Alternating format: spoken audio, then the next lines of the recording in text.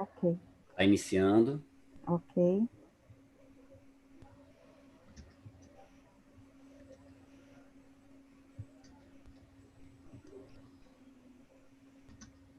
No ar, Renato. Okay. Okay. So, bom dia. Welcome, everybody. I hope everybody is well and healthy. So it's my pleasure to start the season for the seminars of the National Laboratory, and in particular with Matt Pieri.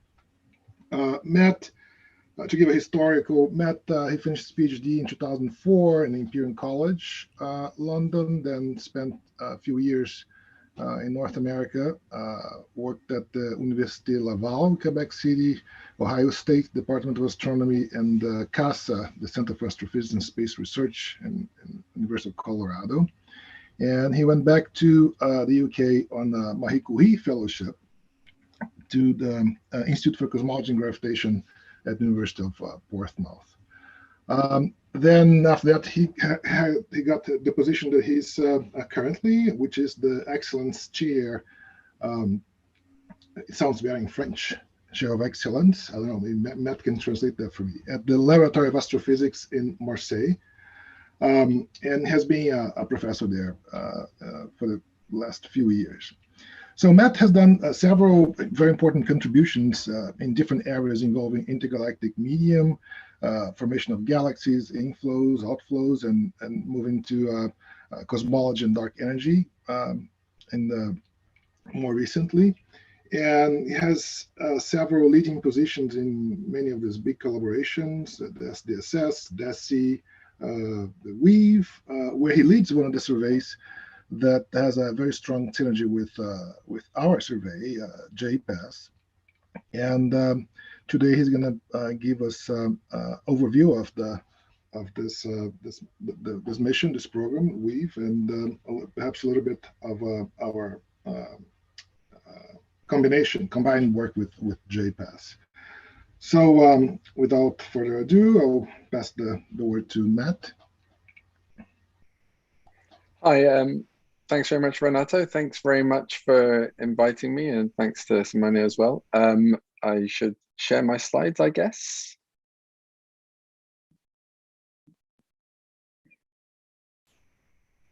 So yeah, it's a pleasure to join you all today. It's a shame that I can't be there in person. It's one of the rare benefits of the current world that we live in, that we can be invited to give presentations like this, though, in the comfort of our own home, in my case, being in lockdown in France. So I'd like to preface this presentation by pointing out that so I'm going to be giving a very general talk about the WEAVE survey. So I'm an expert in one of the 8 WEAVE surveys, WEAVE QSO, but I'm going to be attempting today to give you a very broad overview. And I'm conscious, giving a presentation like this, that there are aspects of what I'm going to talk about today that there are probably, I'm sure there are, in fact, members of the audience that know more about it than I do. So apologies in advance if some things need corrections, and if you have detailed questions for me, I'll do my best, but I may well have to forward either go and hunt the answer or forward your request onto someone who knows better than I do. But yes, I will be attempting to give a very broad overview of WEAVE as a WEAVE QSO science team lead. So this is the WEAVE survey, then is based, or will be based, it starts this year, based at the William Herschel telescope, as you see there. More about that in a moment. So yeah, just an overview in 3 parts. I'm going to say very briefly a few words about the WEAVE instrument and some context. And then I'm going to fly through these 7 other WEAVE surveys. And finally, I will give you information about the WEAVE QSO survey in more detail. So without further ado, let's make a start. So WEAVE in a nutshell. So this is a new spectroscopic survey facility for the 4.2 meter telescope, the William Herschel telescope. It involves an entirely transformed top end, as you see here, including a new prime focus corrector. So it's a wide field survey, as you'll see, a 2-degree wide survey instrument, and it comes with multi-object spectra. It's a multi-object spectrograph, but it also has the capacity to do integral field work. The Weave survey will take over the telescope, although there still will remain 30% PI time for any instrument at the William Herschel telescope, but naturally we're encouraging people to use the Weave instrument, and not least because it's brand new and very powerful. So the Weave survey will be, so we're just about to start commissioning. We've had some delays, as has everyone, under these trying circumstances, these difficult circumstances. So we had hoped to begin earlier, but we're now confident that we'll be able to start this year. We've had some difficulties, not just with COVID, but also with Brexit, actually, because some hardware having to travel across, well, into now the EU, I'm sorry to say, has created some delays as well. But there you go, that's life. So this is quite an open survey in the sense that if you think of the sort of archetype of a big survey, SDSS, one required usually either institutional membership or individual membership, either through some in-kind contribution and some effort, or through an individual buy-in.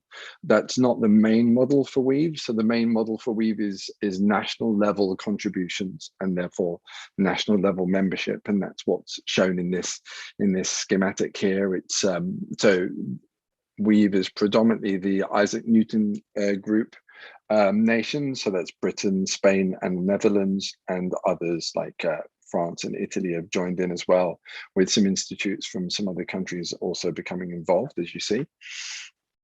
So that's the sort of essentials, if you like, of the Weave survey. So here is, maybe I should just pause this because I don't want to jump the gun. So this is a little bit more detail about the fiber positioning system. So clearly the novel part of Weave and what it really brings that's new after the prime focus corrector, at least, to the William Herschel telescope. So the design is 2DF, if you're familiar with that facility, tumbler style, which is to say there are 2 field plates with fibers placed, parked in the circumferential region, so around the perimeter of that plate. And so there are 2, one for each side of this tumbler. And while one side is observing the sky, the other side can be configuring. And there are 2 robots that will pick and place fibers from the edge of this field and place them on a magnetic plate in order to configure for the following field. And that's what you see here in this little video. So it's actually going through something of a test routine here, I think. So the basic idea is that, yes, picking up fibers from this perimeter, 2 robots moving in tandem up and down and placing fibers. And the end result for at least a portion of the field of view can be seen in this image here. So you can see light shining through the fibers and the placement of the fibers here. So with little buttons placing them in the field of view. So I'll come to give you some more details a bit in a moment about the different arrangements, different fiber configurations. But one thing to note is there is these 2 additional modes. There is a mode with 20 mini IFUs, and the mini IFUs are actually placed on one of the 2 field plates. We'll see in a moment more. And just stop this. And there's a further IFU mode, this large IFU. So you can't combine either IFU mode with multi-object spectroscopy. In fact, so you have to do one or the other. But the MIFU is in one of the field plates where the LIFU is off to the side. And this is the configuration of the LIFU. So the MOS mode then, the multi-object spectroscopy mode, I don't want to say too much about this table, but I should probably pick out a few key points. So there's, as I said, there's two field plates, so the MOS1, MOS2, and the difference between the number of fibers, 960 versus 940, the difference is those 20 MIFU fiber bundles. So the diameter, as I said, of the field of view is 2 degrees, and the minimum separation of the fibers in this mode is 1 arcminute. So some part of these fibers, some subproportion of them, have to go on obviously sky and flux calibration. So as you can see here, the configuration time is 55 minutes. That's to say that if you're in a normal MOS mode of operation, you're surveying, essentially this means that if you're observing one point in the sky and you know you need to configure the next field, if it's going to be an MOS pointing, which it typically is, then you need to take 55 minutes of observations before you're ready for the next run. So this sets a limit in effect. It says that basically there's no logic in us attempting, whereas it's very rarely useful to consider doing less than 55 minutes in any one field. So this is a good number. This is a pretty standard choice. This was a fairly standard choice in a lot of SDSS as well. So moving on to the IFUs briefly. So as I said, MIFU and the LIFU. So the MIFUs, there's 20 bundles of 37 fibers, and the larger IFU has 547. And so as you can see here, the fields of view are shown. The MIFU fibers are essentially the same as the MOS fibers, but obviously they're bundled together rather than with individual buttons. So the same 1.3 arc second diameter, whereas the larger IFUs are larger than 2.6, which also has an impact on the resolution. So the double size of the individual fiber reduces the resolution by a factor of 2, spectral resolution, I mean, due to the difference in the optics. Okay, so I think that's pretty much all I wanted to say here. Also, I suppose it's worth noting that the configuration is obviously much quicker. Configuring 20 MIFUs, or indeed just placing positioning for one LIFU is obviously a great deal quicker. And it's also worth noting that LIFU has a useful feature of given the larger fibers, it can tolerate a worse seeing conditions. So it's often used for bad weather, as well as sort of primary motivations of having a LIFU. And we'll come to that briefly later. Okay, so on to our primary science surveys. As I said, there are 8 primary science surveys. There are 3 galactic and 5 extragalactic. One of these galactic surveys, I mean, these galactic surveys have a certain amount of overlap. They have certain commonality. They're all somewhat connected to Gaia in some sense, which is natural. And in particular, the galaxy archaeology survey is really an enormous proportion of the survey by fiber hour. The science team lead for that survey is Vanessa Hill. There's also SCIP, which is stellar, circumstellar, and interstellar physics, the lead of which is Janet Drew. And there's also White Dwarf survey, which is led by Boris Gansik. And as for the 5 extragalactic surveys, there's Weave clusters led by Afonso Guerri. There's Weave aperitif led by Jesus Barroso. There's STEPS, Stellar Population Survey at Intermediate Redshifts, led by Angelo Iovino. And there is Weave LOFAR, led by Dan Smith, and Weave QSO, led by myself. So on to these 8 surveys one by one then. So let's say a couple of things about the Weave Galaxy Archaeology Survey.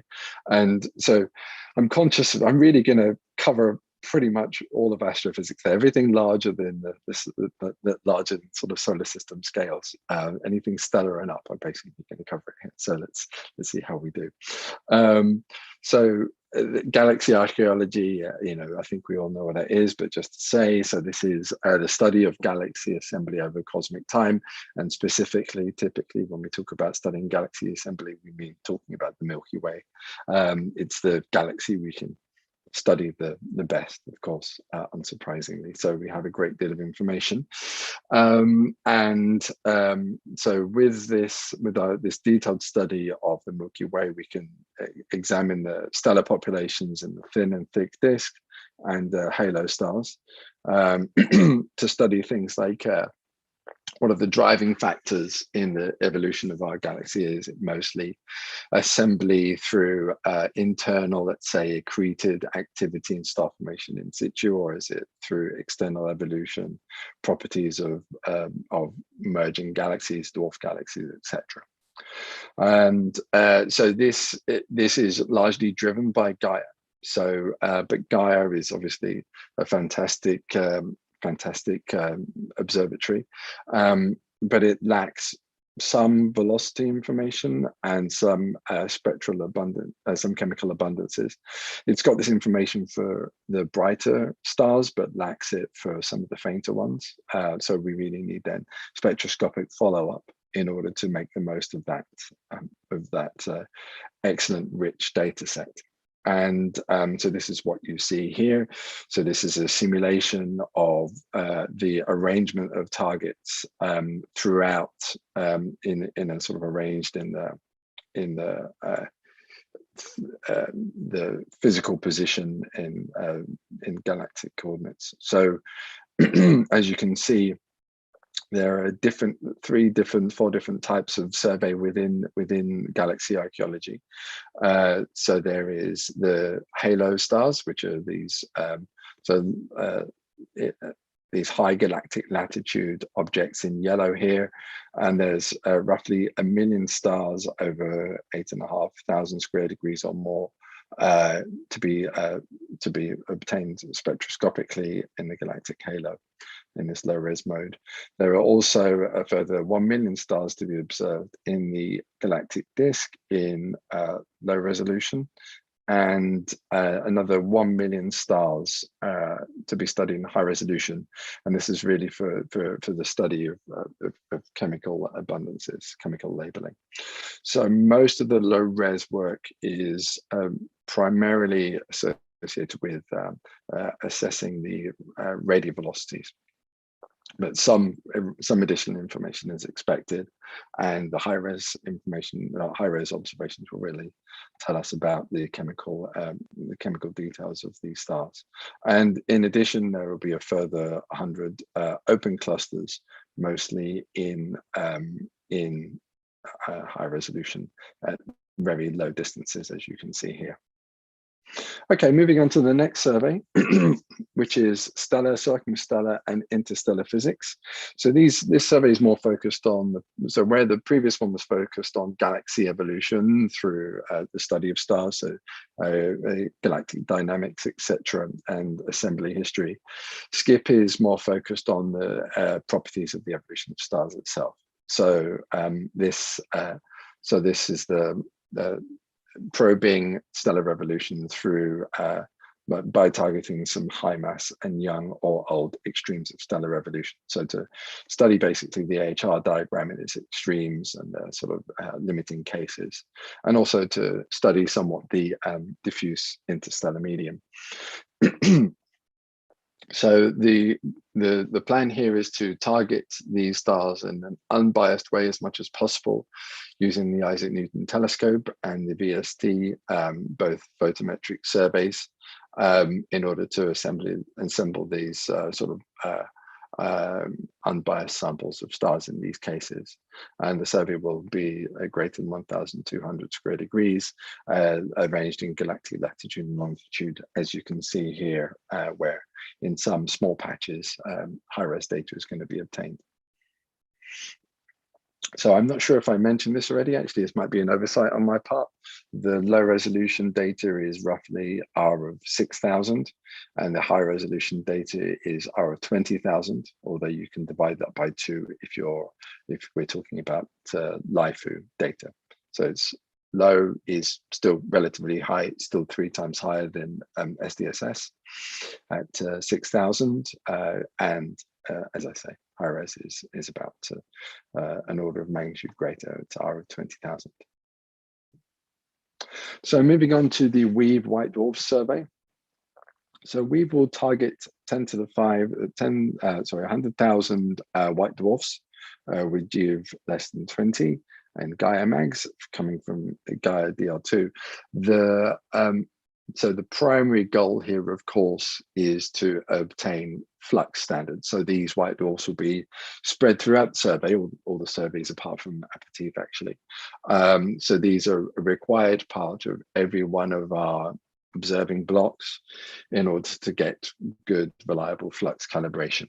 So we will have white dwarfs throughout, 10 to 15 of them in every low res pointing, 3 or 4 of them in every high res pointing, mostly limited by the getting acceptable signal to noise, of course, and roughly 1 for every MIFU or LIFU observation. So again, they're, as we all know, white dwarfs are very regular. They're very convenient standards. They're very well understood for the most part, but there are some interesting things that we can learn from them all the same, beyond the sort of standard picture that we get and the sort of expectations that we have.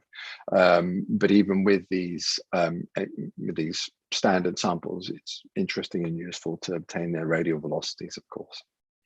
So the regular hydrogen or helium atmosphere white dwarfs are DA and DB on this plot. So just moving some things out of the way so I can see. So the standard white dwarfs look like this or this, pretty well ordered stuff. But if you have particularly metal-rich environments, as labeled by the Zs here, you can have a great deal more structure in play as well, and other different properties can be seen. So things like rare white dwarfs, or they can potentially reveal some rare planetary debris. When you observe this number of white dwarfs, you can expect some of these rare phenomena to spring up some interesting cases that require further study, and that's what's expected here. Okay, moving on now to extragalactic astrophysics, WEAVE Aperitif. So WEAVE Aperitif will follow up H1 selected galaxies from the Aperitif Westerbork, I think it's survey, with the LIFU, 400 in the low res mode and 60 to 100 in the high res mode.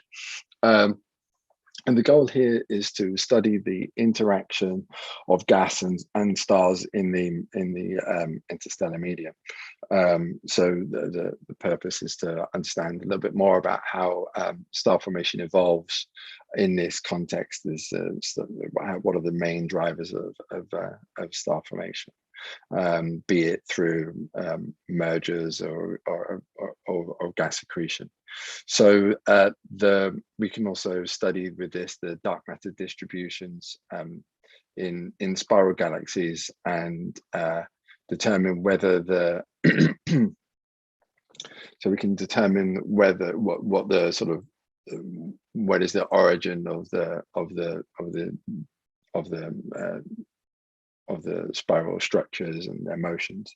So determining it from stellar and gas motions, we can get a better dynamical picture of the properties of the spiral galaxies. And we can learn better about where the properties originate and the importance of environment. So one of the key questions that remain that we hope to answer with the WEAVE Aperitif data is study better the picture of red and dead versus blue and star forming bimodality that's been seen originally observed, I think, in SDSS, and continuing to be a bit of an interesting puzzle. One natural question is, how do galaxies transition, particularly from blue to red, but perhaps in the other direction also, in order to understand better this apparently quite short-lived phase going from one cloud to the other. Okay, so moving on. Weave clusters then. I understand that there'll be quite a few people interested in this today, but I'll have to keep it fairly short. I'm sure that this will be of interest to a few people here. So the weave clusters will essentially survey in 3 layers. It will, one layer will be to study the evolution of dwarf galaxies in nearby clusters. They're quite close in. The aim is to study 10 to the 4, so 10,000 dwarf clusters in the low res mode, with a further 1,000 approximately in the MIFU mode, in the mini IFU, within approximately 50 clusters identified from ROSAT X-ray data. Further beyond that, the goal is to study wide field properties on larger scales, to study a further 10,000 galaxies identified mostly from J+ data in 16 large superstructures. And you can see an example of such a superstructure here. You can get a real idea of scale. You know, if one field of view is, I think, more than 20 times the size of the moon. So this is really enormous then, because what we have here, one MOS field of view won't do. In this example, 7 were needed, and there are cases where more are needed, even larger than that. And that's what's illustrated here. So the goal, again, to study the extended properties of a cluster, including its larger scale environment and filamentary structures that may feed it, as shown in the simulation at the bottom right. And then finally, the further goal is to study the evolution of SSE clusters for their stellar properties, their masses, and because these clusters are such rare systems and such high density systems, their scarcity can be used as a cosmological probe, because it's the number of high density systems that you build in a given volume is very much dependent on the details of the cosmological parameters that went in, or in the real universe, of course, the main forces of nature that give rise to it, obviously including growth. So cosmological parameters can be constrained by the abundance of these clusters. Furthermore, though, one needs to make sure one has a good handle on their properties, and then a good study of their properties is very valuable in order to turn these things into a cosmological probe. Okay. So let's move on to to STEPS, stellar populations at intermediate redshift survey. Sometimes the acronyms do require quite a lot of work. So this one is, again, it's another extragalactic survey. And I guess you could say that the main headline here is that galaxy evolution doesn't just occur in clusters. One also has to consider field galaxies too. And so the one question is, how do field galaxies build up their red sequence by a factor of 2 in the redshift range between 0.3 and 0.7 at this redshift gap between SDSS, or let's say, SDSS fills this redshift range, but it doesn't do it particularly helpfully with things like the BOSS survey, which isn't really high enough signal to noise to understand this in detail. So there's a bit of a redshift desert of information here between SDSS and Legacy, another great acronym, by the way.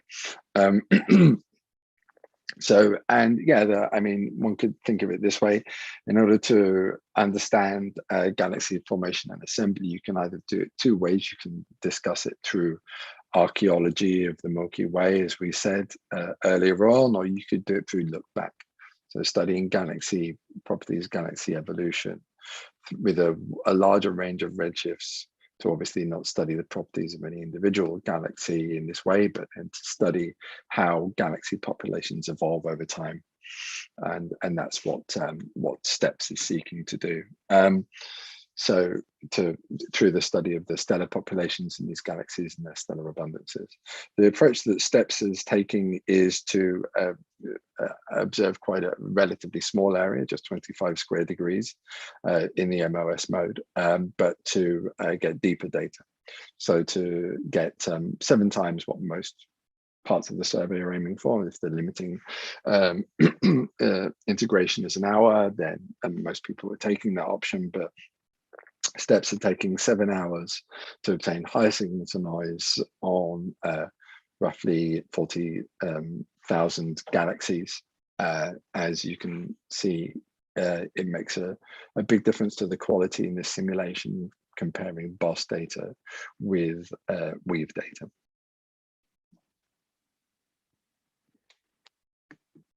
Okay, so before we then get into Weave LOFAR, so before we get into Weave QSO, the final sort of large part of my seminar today, I'll tell you a little bit about Weave LOFAR. So Weave LOFAR plans to produce a clean, by which I mean free of dust attenuation, selection of galaxies based on their activity. So clean coming from radio, LOFAR, of course, and so to identify active galaxies active through their AGN activity or through star formation. And they can do that in a quite unbiased way. So the plan is to obtain 1 million galaxy spectra over about 10,000 square degrees, possibly a little less in the detail, and to really cover all redshifts covered by LOFAR, right? I mean, this is the point, right? So when you get LOFAR data, you don't know their redshift. So you can have galaxies, because they're featureless power laws, you can get galaxies in our local universe, or you can get them out to redshift 6.9. You wouldn't necessarily know, excuse me.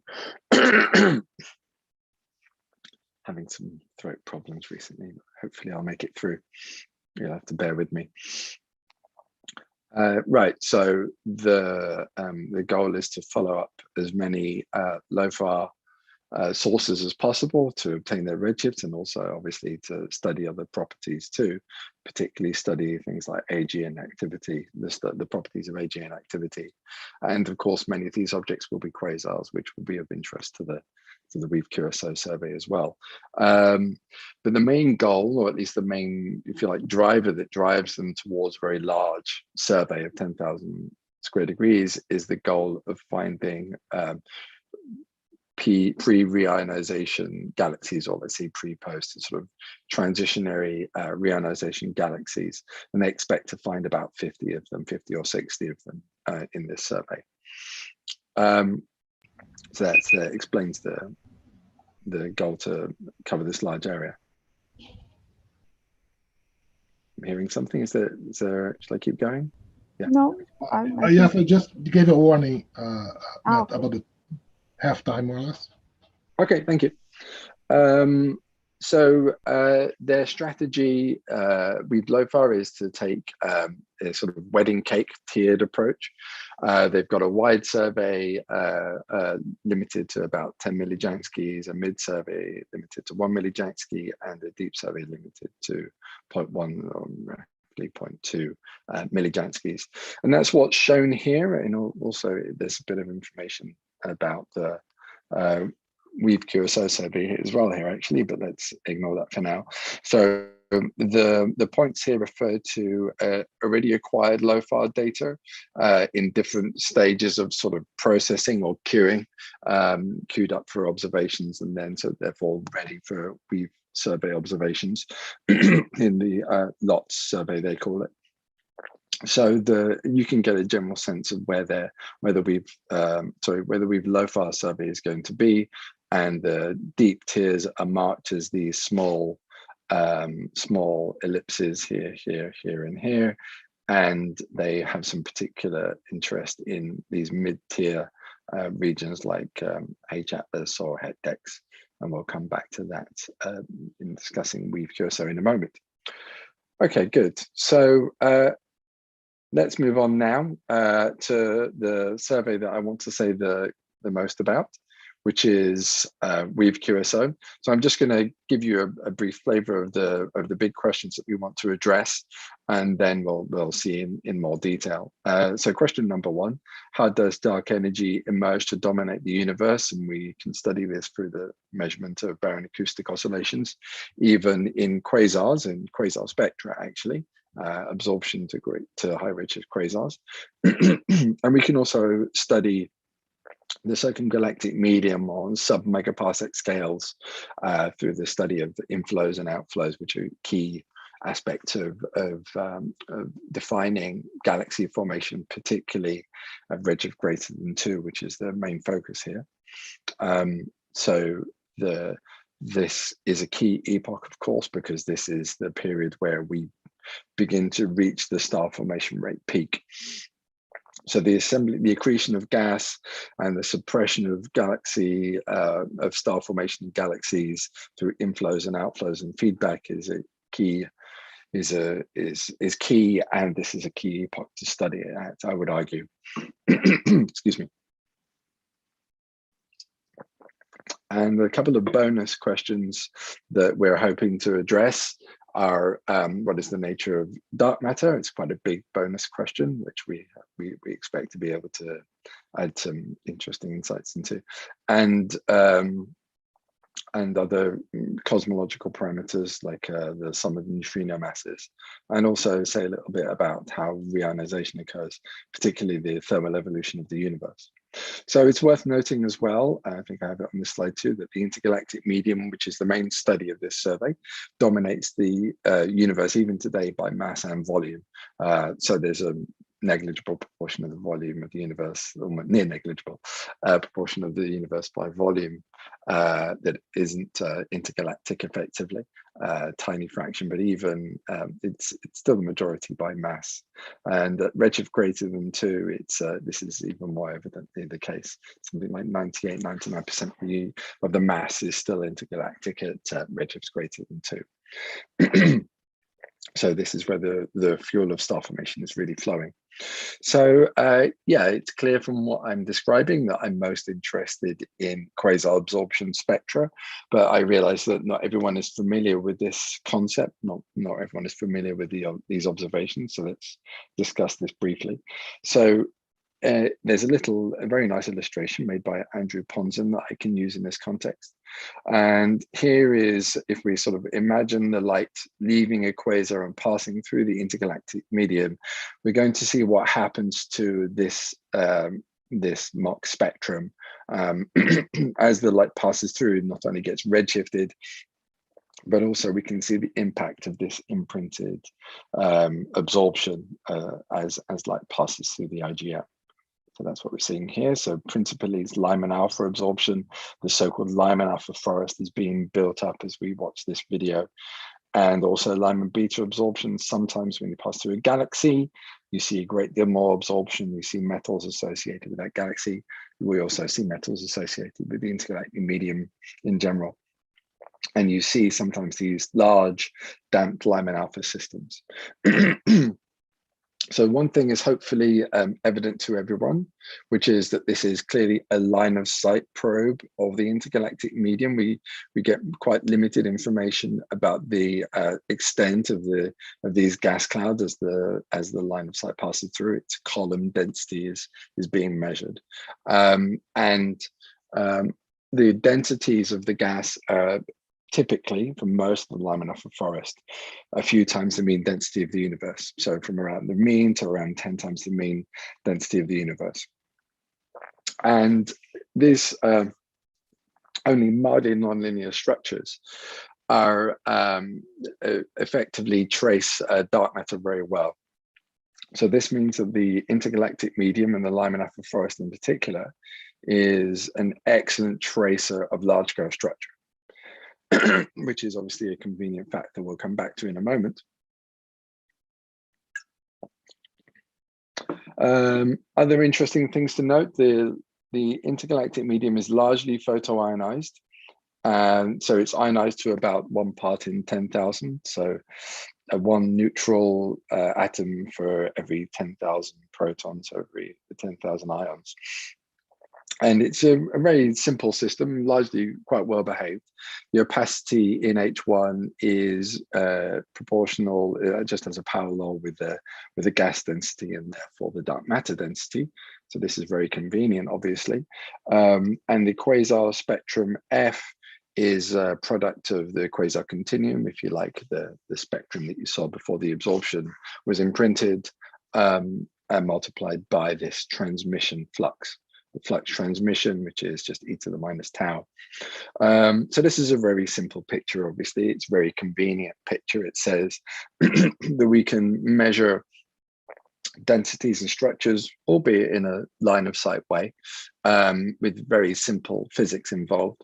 There are some departures to this, of course. We're assuming the universe is photoionized, but the degree of UV intensity, the UV background intensity, can vary over space, and that can modulate the calculation of the relationship between opacity, gas density, dark matter density. Furthermore, there are strong lines, as you can see here, like when you line of sight passes through something like a galaxy or its near environment, you can get very strong lines, and therefore clearly in an individual pixel in this spectrum, this no longer holds, right? So a pixel over here is not really measuring the universe at this redshift anymore. It's really measuring, again, the properties of the galaxy at some wavelength separation from there. There's also small scale physics. So outflows occur, galaxies explode, they push gas around, that can affect the small scales in the Lyman alpha forest.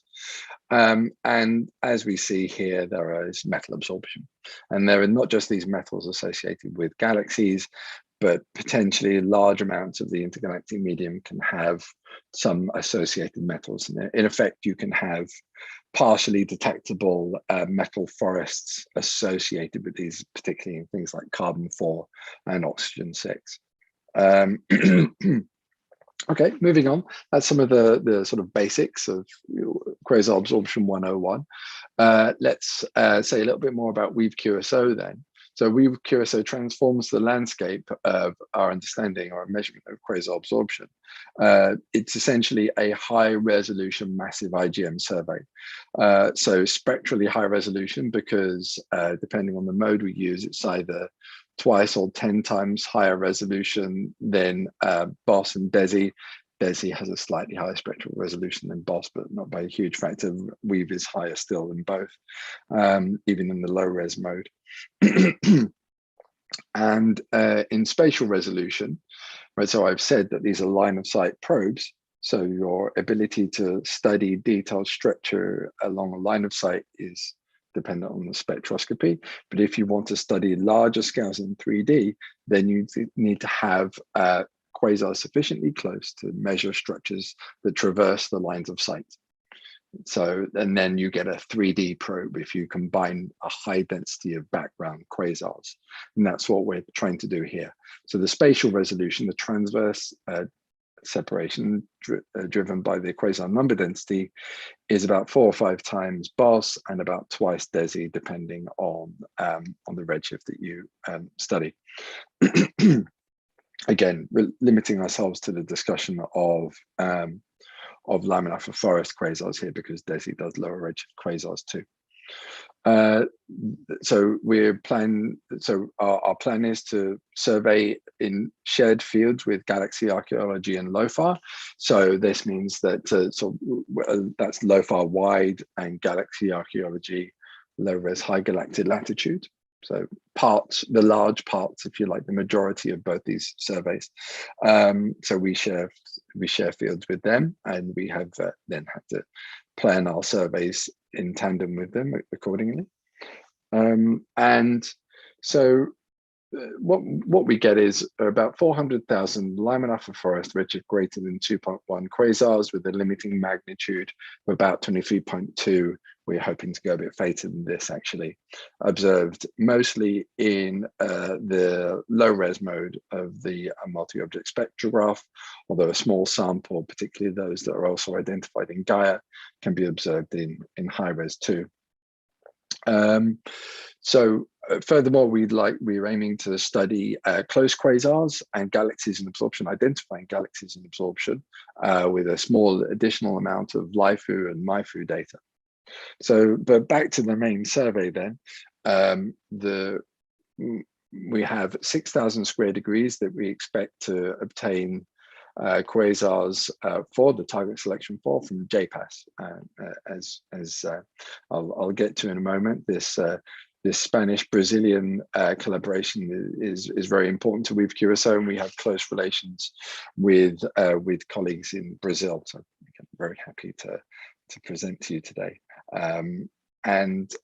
Yeah, so beyond the 6,000 square degrees, this is really the overwhelming majority, right? Because many of the quasars are faint. There's a small, it's roughly 10 to 20,000 quasars, bright quasars beyond this 6,000 square degree area, coming mostly from Gaia, also a little bit from BOSS and eBOSS, known quasars generally. So this is where these individual quasars have particularly high value, bright quasars that we want to study, but the density on the sky is going to be too low for any 3D studies. Okay, so let's say a little bit more about the importance of these two different types of high resolution. So there's the high spectral resolution, as I said, R of 6,000 and R of 20,000. So this high resolution allows us to obtain high fidelity recovery of galaxies in absorption, damped Lyman alpha systems, Lyman limit systems, other types of more exotic and interesting things that have been found that I've worked on. We're calling strong blended Lyman alpha systems. These are all galaxies in absorption, and studying them and their associated narrow metal lines are very much dependent on having high resolution. So we're expecting to have a really nice sample and a public catalog of these. And furthermore, it's possible to measure the small scale power in the Lyman alpha forest, just calculating the power spectrum along the line of sight in 1D, no 3D information, to study things like reionization, the sum of neutrino masses, and exotic forms of dark matter. These are all very much at the limit of what can be done in a survey like SDSS, R of 2000. So this improved resolution will be very useful and important for really pushing the limits of what we can measure on small scales, just beyond the sort of absorber width scale. And indeed at the absorber width scale, this is why we probe thermal broadening, because we can probe the widths of lines. And then in high spatial resolution, we expect to get this dense sampling of quasars to measure BAO, to probe the cosmic web, and also, as I mentioned briefly, for using LIFU and MIFU to study AGN environments from close quasars, IGM tomography, and also detect galaxies in absorption. So here's the survey footprint. The sort of global footprint of the survey is this blue boundary. And then within that, the 6,000 square degrees of the higher density deep limit is shown in this red dashed line. And furthermore, the green boundary shows HETDEX, the HETDEX spring field. This is a sample of 400 square degrees of Lyman alpha emitters, which would be very useful. Obviously, Lyman alpha emitters, galaxies at redshift greater than 2.1, very important for our study of cosmic web mapping and the circumgalactic medium and galaxy formation. I'm becoming a little bit conscious of the time. Hopefully I have a good amount of time left. I don't want to say too much. Maybe at some point, Renato or somebody can tell me. I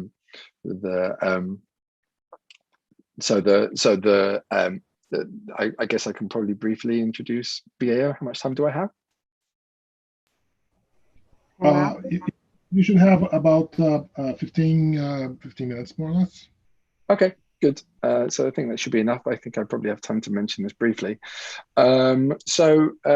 Just again, for the uninitiated, I think that most people know this, but here's a brief explanation of how BAO works, loosely speaking. So if you imagine a density peak in the early universe, and here I've stopped this video at 3,770 redshift, you can see that as a density perturbation grows, it's actually on a fixed scale. You'll just see the amplitude grow, but not the scale. Let's watch this roll. Obviously, you do see the sky. So you see, let me make sure I have time to explain this.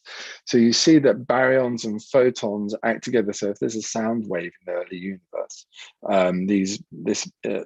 these sound waves traverse the baryon photon fluid. In fact, the medium is the baryon photon fluid, I should say. So these sound waves traverse the baryon photon fluid, and that's so that's what the baryon acoustic oscillations are. And then at some point, decoupling around about now, the photons will free stream, and the sound waves will no longer have the baryon photon a medium in which to travel. So the structures and baryons get frozen in. So, and that's what we mean when we talk about studying baryon acoustic oscillations. So these are sound waves frozen in at last scattering. And we then have these convenient large-scale structures imprinted in the cosmic microwave background and imprinted throughout all large-scale structure evolution thereafter. So this gives us a useful ruler on the sky, measurable at all epochs up to the cosmic microwave background, to measure as a standard ruler to measure the expansion rate of the universe and the angular diameter distance.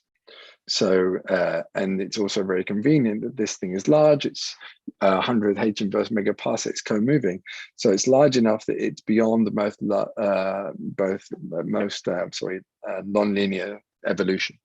So one still has to be careful about non-linear structures and galaxy formation, etc. But the structures themselves are on conveniently linear scales throughout, which makes us hopeful that we can measure baryon acoustic oscillations and therefore structure scales in an unbiased way. And as I will show you, say a little bit more about, you can measure this now more recently, since about 2013, due to the BOSS survey in quasar absorption. So the illustration here shows if the observer is off to the left in some volume, you have these little points are the locations of the quasars, and then in every one of them, there's a line of sight passing on to the observer. And if you can measure intergalactic structures on these very large scales, much larger than the separation of the quasars, you can measure these baryon acoustic oscillations as correlations of structures between lines of sight. And you do that by initially, and with all our studies, you have to in some form fit the quasar continuum, so you can then subtract that. So this is a mock example of a quasar spectrum. If you were to combine the green line here with this faint gray that you see over the top, this is the transmission spectrum combined with the quasar spectrum, you get something like this. Obviously, I think there's noise here as well. So what you get overall is the observed quasar spectrum. And then the challenge is to, in some way, measure correct for this quasar continuum. If you divide the quasar spectrum by the product of the mean flux and the quasar continuum, you get a delta, so you can get the flux contrast, which is sensitive to the density contrast, and therefore you have your trace of large-scale structure. So this is, so initially in the past, prior to BOSS, it was only possible to measure structures on quite small scales in, for example, McDonald et al. 2004 in SDSS2. And the reason that was limited is because there's a degeneracy between the quasar normalization scale and the structure scale. So at some point you start to measure something biased by the uncertainty in the quasar continuum normalization, which is smooth on these scales. So in order to then measure very much larger scales, we're talking here these small scales up to about 10 megaparsecs, 5 megaparsecs. But if you want to go beyond that, you need to have large, high density samples on the sky, hence BOSS, large samples, and transverse, large amounts of transverse information. So in all the studies that we do, we never use, for these large scales, we never use 2 pixels in the same line of sight on large scales. We must always use pixels from different quasars. And in order to make these studies, maybe it's slightly easier to see here, we can either use two pairs, a pair of pixels in the laminar forest, or we can use the correlation between the position of a quasar and the structure in the laminar forest. So effectively, we get two traces for free, or two correlation functions for free. One is the autocorrelation of the laminar forest, and the other is the cross correlation with quasars. And that's what you see here. Probably don't have time to go into this in detail, but I figured that this talk wouldn't be complete without being able to see some BAO bumps, barometric acoustic oscillation bumps, and here it is in the autocorrelation. I guess we shouldn't go into the differences between these panels. And here it is in the cross correlation. It's actually a BAO trough because there's an anti-correlation.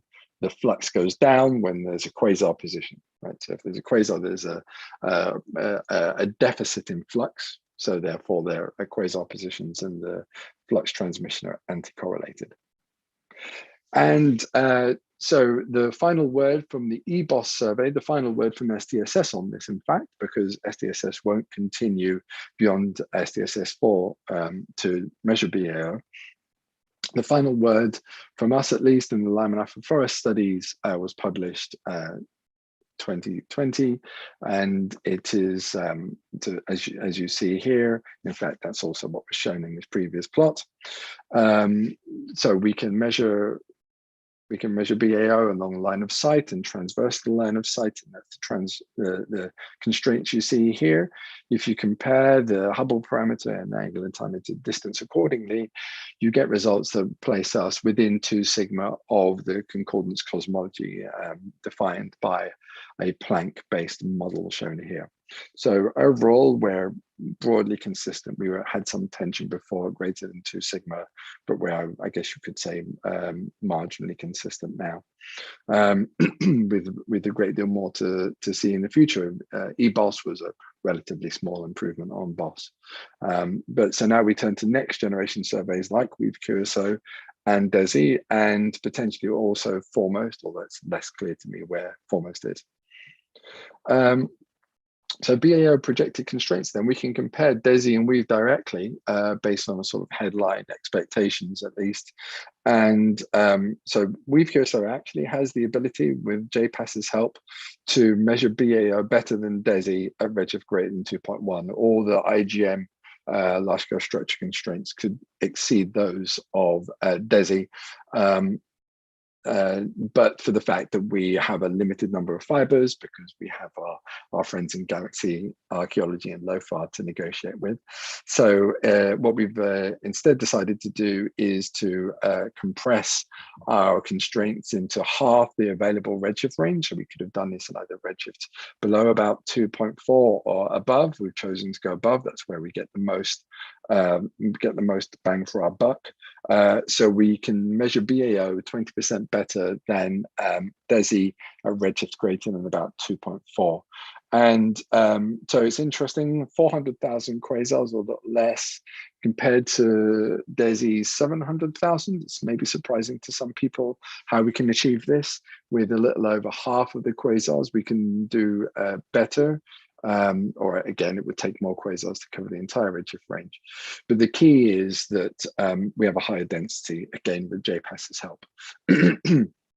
So DESI covers 14,000 square degrees, we cover 6,000, and our quasars are much more densely packed, and because it's a pairwise statistic, we essentially the errors go linearly with the density of quasars, and there's the square root of the area.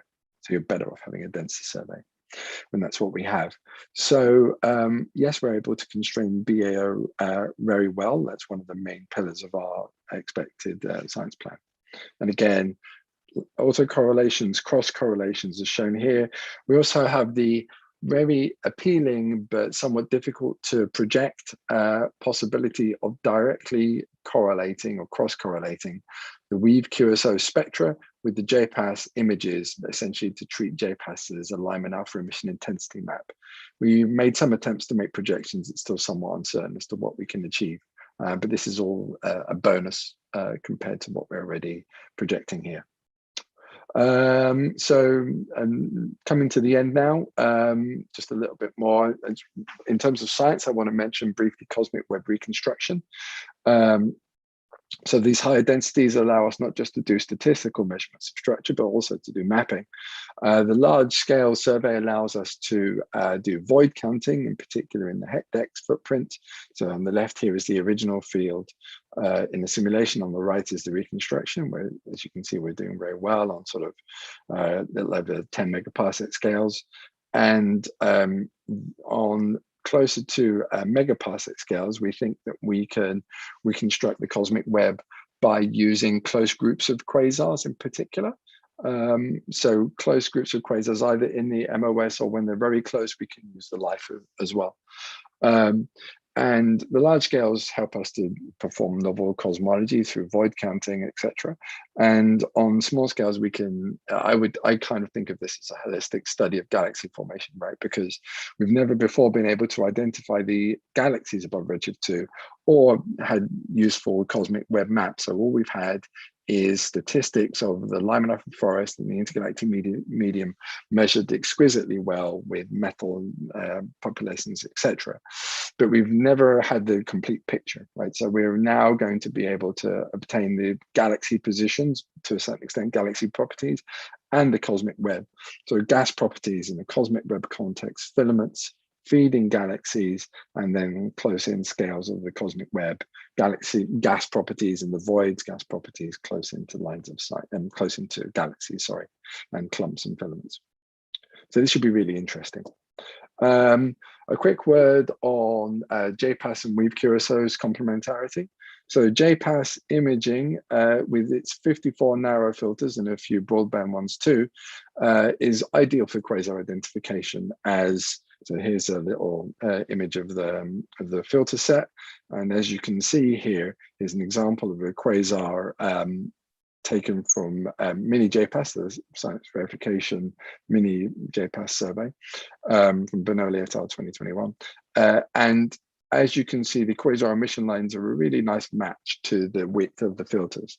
So, and furthermore, of course, what JPAS cannot do is measure the Limonite forest because the resolution isn't sufficient. So there's a really nice complementarity here where JPAS finds quasars really well, which Weave Curaçao needs, but JPAS cannot measure the spectra to study the intergalactic medium and get these structure measurements. For that, you need a higher resolution. So higher spectral resolution. So this is a really great complementarity. As I say, it works really well. We have a memorandum of understanding between the two, which has been a long time coming, partly because we have lacked a little urgency, but the urgency is now coming, and the pens are hovering over the MOU as we speak in order to complete this process. And when we have that signed, it's all pretty much a foregone conclusion, and it has been for a while, so JPAS will share targets with Weave Curaçao. Weave Curaçao will share spectra with JPAS, which is obviously useful for various reasons, not least in the study of quasar spectra, but also just validation in JPAS spectral quality, data quality. We will also offer 6,000 fiber hours to JPAS to do whatever it wants with, which will be useful for confirming, validating other science targets for JPAS. And furthermore, that there's some really nice joint science. I mean, we're essentially, Weave Curaçao and JPAS certainly the JPAS part is interested in quasars, are very closely connected now, and we largely expect many of our publications will be joint publications in any case. But there are some special cases where we intend to use both sets of data together, as I said. This idea of combining the forest and the images for cross correlations. I think this might be my final slide now. So just a brief word on the status of JPAS quasar identification then. So this is a joint Brazilian, Spanish, French effort, but in truth, most of the work that's going on is in Brazil, with colleagues, Raul Abramo is here, and Karen Quiris, Rodriguez, Martinez Solange, and Perez Raffles. So this group of people working on various different aspects of quasi identification. We're very heavily invested in machine learning. So we have 7 machine learning methods built on, largely tested on JPass MOTS, but also JPass science verification data. And then a final machine learning layer that combines all of this. So there are 2 papers already out with my work with Ignacy Perez Raffles on using the same code for identifying quasars in JPass, but also using them to catalog for Weave QSO. And there is work by Natalia Rodriguez to build to do CNNs and various different things. So this overall, we're expecting really strong machine learning process to identify them. And basically what we're really aiming to do is to just do what the eye can do, which is it's relatively easy to identify quasars in JPass data. So this is this is under development, right? But where we currently stand is we can get 90% or greater purity and completeness over most of the magnitude range. And then, there's, and most of the magnitude range is again covered with currently verified JPass data. Beyond that, we're using mocks, and then it's a question of improving the mocks, improving the codes, and figuring out also what our faint limit is, because this is quite a challenging goal we've set ourselves here to get to R of 23.6. Okay, so I think I'm probably out of time at this point, so I'm just going to summarize. For a talk that's covered so much, it's quite difficult to summarize in any useful way.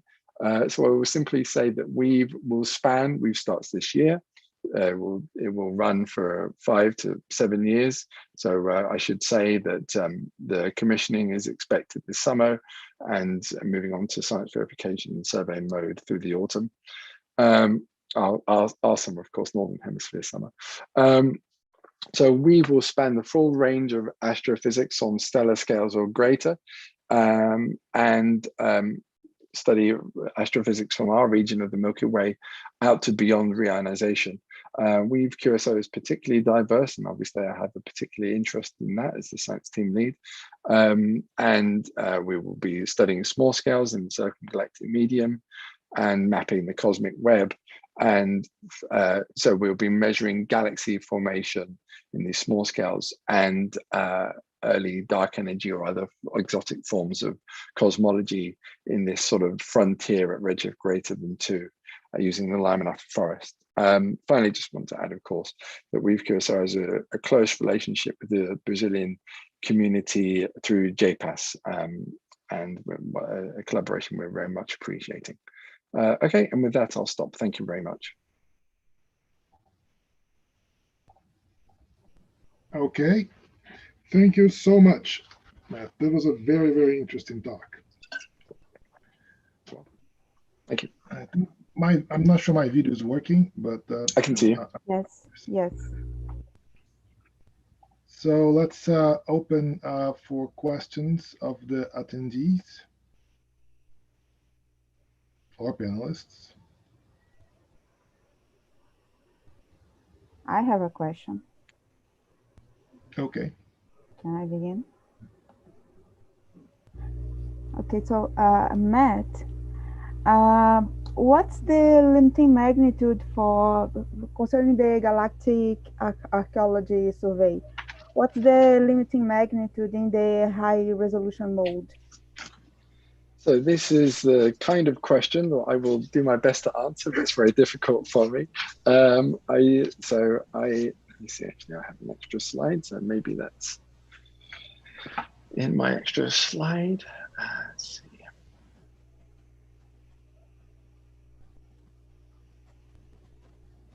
Okay, it does not want me to show a hidden slide, so I will unskip it and then try that again.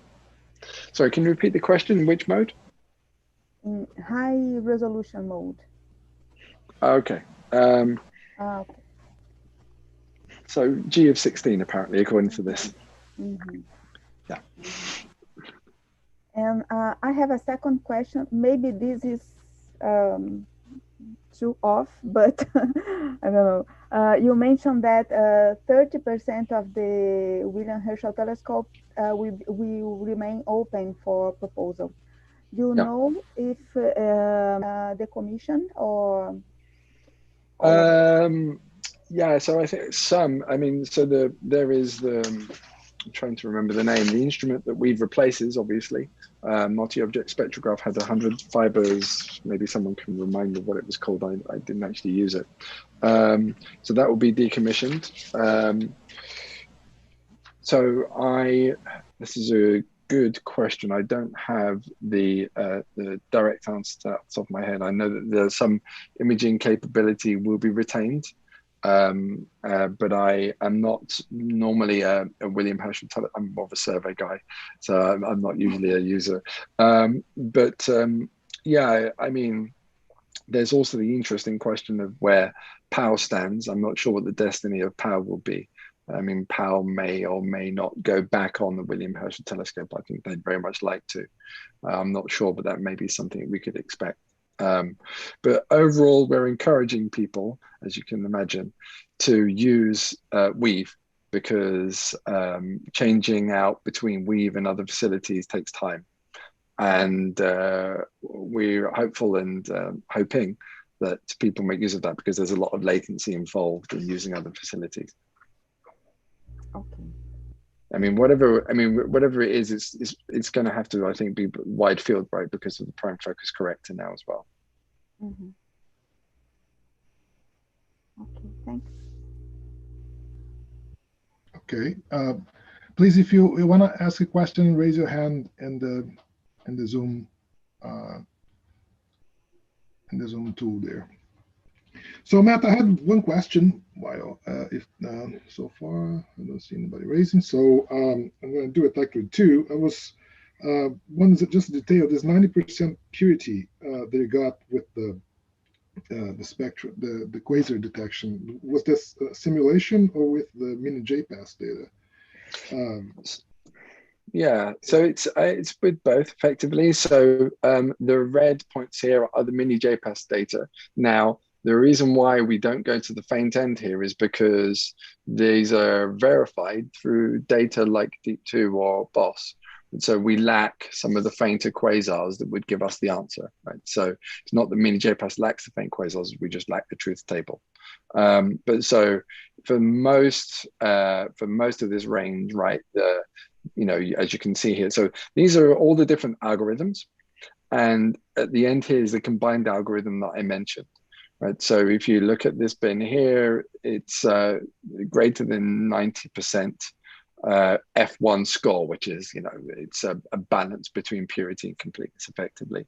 But think of it as both, or either, yeah, you can get to greater than 90%.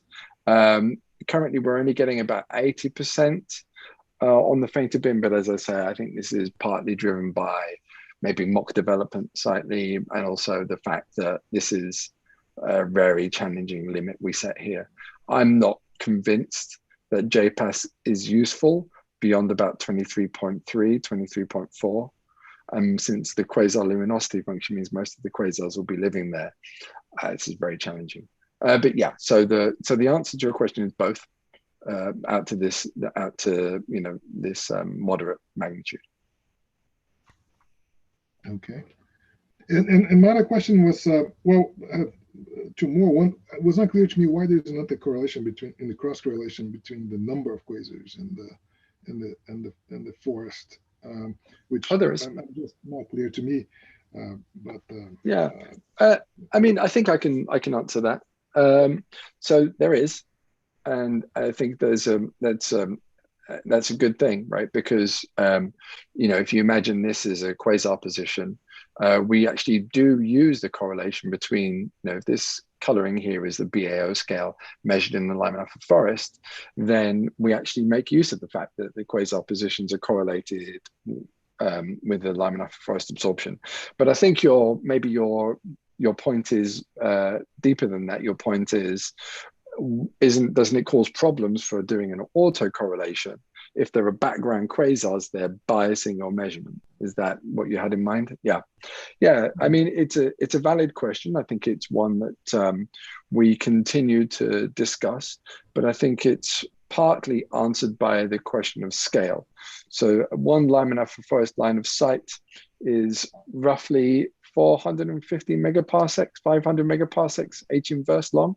So the correlations on the BA scale are already very weak. If you measure, so the Lyman alpha forest will be slightly biased because there will be a quasar at the back of it saying that you are in a slightly richer environment. But that's a relatively weak effect that will decrease quite quickly along the line of sight, right? So you quickly end up being somewhere that's more like the mean density of the universe. But also the truth is it doesn't necessarily matter that much because you can include these effects in mocks. And, so the key is there any effect here that would lead to, you can modulate the bias of the Lyman forest overall, but you don't necessarily care about that so long as there aren't sharp features like the BAO bump that would be generated. And the answer is that there shouldn't be. Okay, thank you.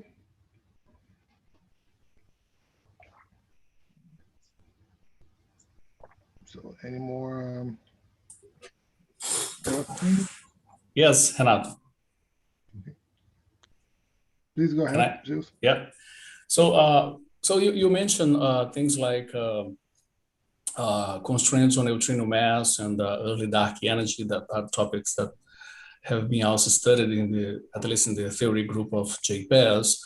And you mentioned as you are planning to impose constraints on these things. My question is if in this agreement between JPES and Weave, there is this possibility of collaborating these more specific projects like those that I just mentioned, for example, early dark energy and the constraints on neutrino mass. Absolutely. Yeah, absolutely.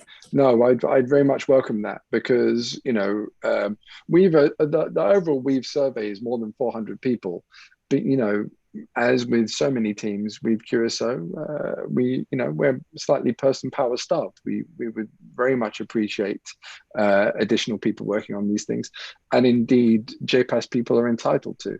The MOU entitles you to any JPAS member, if they're interested, to join in a project and help. So it becomes a little bit more complicated with regards to lead authorship if it's Weave QSO data, but nothing that I think we can't work around. And anything that's a joint analysis with using a data level JPAS data and Weave QSO data, there's no problem. So no, we would very much welcome that. And indeed, I would say even need that. So yeah, please do. I think one we probably haven't put out the major call just because our interactions so far have been at an informal level, right? Until the MOU is signed, we can't have that official project involvement, but we're basically there. So, people like Raul has been extremely active throughout. He's been one of the most active people in the team, even though he's not actually in Weave QSO. And it's high time that I got formalized, and it will do. But yes, I very much encourage that.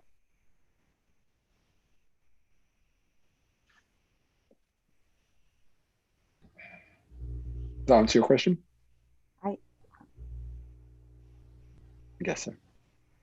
Okay, I have another question. Yeah. You mentioned the MO and the collaboration between projects, Weave and JPAS, and what's the procedure? How to post a project and how to approach the PI of any project in Weave? So the MOU, I should say, is an MOU between Weave QSO and JPAS. So the MOU doesn't directly give you access to the greater survey. So for that, there would need to be separate discussions. And but also, This is one of the things I meant to check before giving my seminar today. So I think I'm trying to remember the timescale. So I think that data will become public 1 to 2 years after taken. So I think data releases will be once a year. This is from memory now. I wanted to check, but this is more or less right. So a year of data is compiled and then put in a data release, and there'll be a sort of internal period of a year. But yeah, so I think that if there are other parts of the Weave survey that could make good use of JPAS data, and if you're interested, I would encourage you to get in touch with the leads of those surveys. And open up a dialogue, because I think there's a very good chance that some different separate arrangements could be made. But so I can answer the question with regards to Weave QSO though, which is right. So we're about to put a structure in place where there's representatives, probably Raul and Silvia Bonoli, who will be the contacts on the JPAS side, yet to be confirmed. And I'm a contact on the Weave side for sort of making project involvement as part of this MOU. So those are the people to contact for now.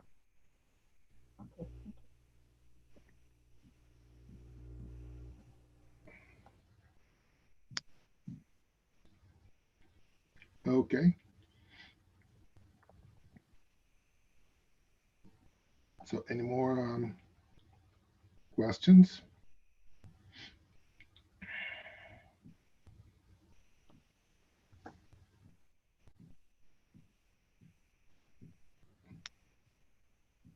All right. So if there are no more questions, I'm assuming there are no more questions from YouTube as well, Simone? No. Okay. So I'd like to thank Matt again. It was a very nice, a very good, very interesting and productive talk. And thanks for taking the time. And I hope you can visit in person as soon as possible. Me too. Thanks very much. Yes. My pleasure. Thank you very much. Thanks very much then. Bye-bye, everyone. Bye-bye. Bye-bye.